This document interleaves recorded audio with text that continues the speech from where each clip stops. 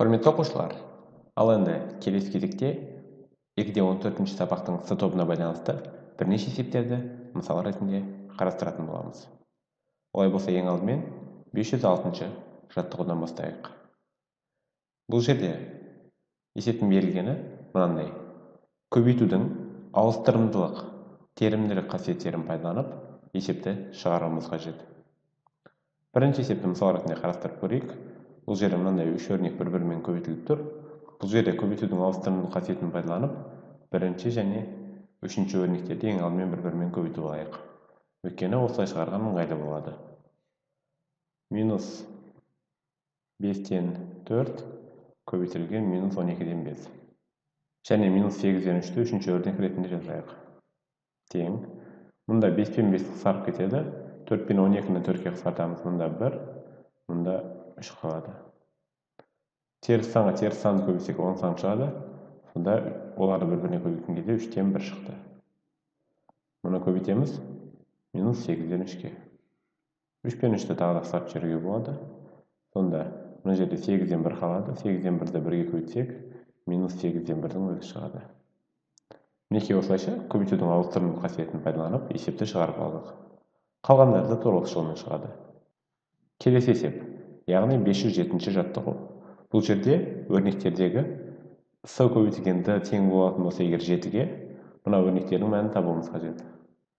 Бұл жерде көбейтудің терімділік қасиетін пайдаланып, ең алдымен сандарды бір-біріне көбейтіп алайық. Яғни 2,5 пен минус 4-ті бір-біріне көбейтсек ыңғайлы болады. Сол себепті ең алдымен 2,5 көбейту минус 4 деп жазайын. Сосын оларды минус 3-ке көбейтеміз. Көбейту минус 3. Және С көбейтілгенді ең соңынан жазамыз. Тең. 2,5-ке минус 4 көбейтсек, минус 10 болады. Минус 10-ды минус 3-ке көбейтсек, плюс 30 шығады.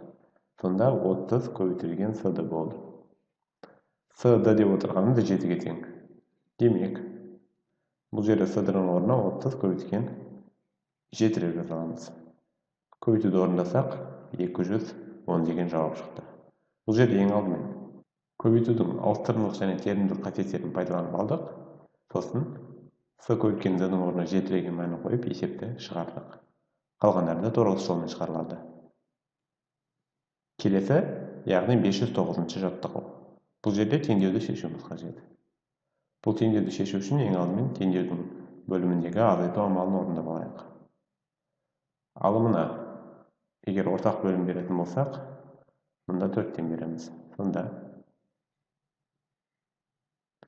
4х болады, 4-ке х көбейтсек, азайту 3 шығады.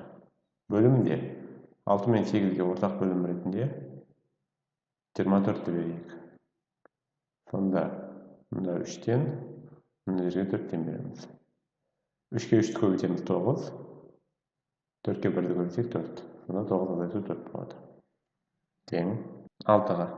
Алымын сол күйі қайтып жазамыз. 4х азайту 3 бөлінген 4 деп. Бөлімде 9-дан 4 азайтатын болсақ 5 қалады. Сонда 5 бөлінген 24 қалды. Тең 6-ға. Енді мұндағы 5 бөлінген 24 жалпы өрнекке бөлініп тұр. Сол себепті бұларды теңдіктің екінші жағына көбейтіп қойып жіберуге болады. Сонда 4х минус 3 бөлінген 4 тең 6-ны жазып аламыз. Көбейтілген өрнек бөлініп тұр. Сол себепті мына жаққа көбейту болып ауысады. 24-те 5. Бұл жерде 6 мен 24-ті 6-ға қысарып жетеді. Мұнда 4 қалады. Енді мына жақтағы бөліміндегі 4-ті көбейту қылып теңдіктің екінші жағына жіберіп жіберейік. Сонда 4х минус 3 қалды теңдіктің сол жағында. Мына жақта 4-тен 5 қалған болатын. 4-тен 5-тің өзін жазып аламыз.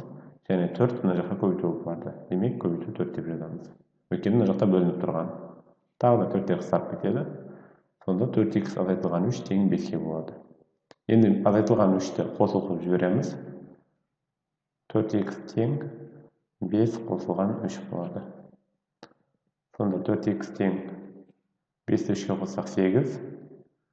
Х-ті табу үшін 8 бөлу 4 деп жазамыз. Өйткені мұндағы 4 бөлу болып барады. Сол кезде 2 деген жауап шығады. Демек, Birinci tеңдеуіміздегі жауабымыз 2 болды. Қалған теңдеулерді тура осы жолмен шығарып аяқтаңыздар.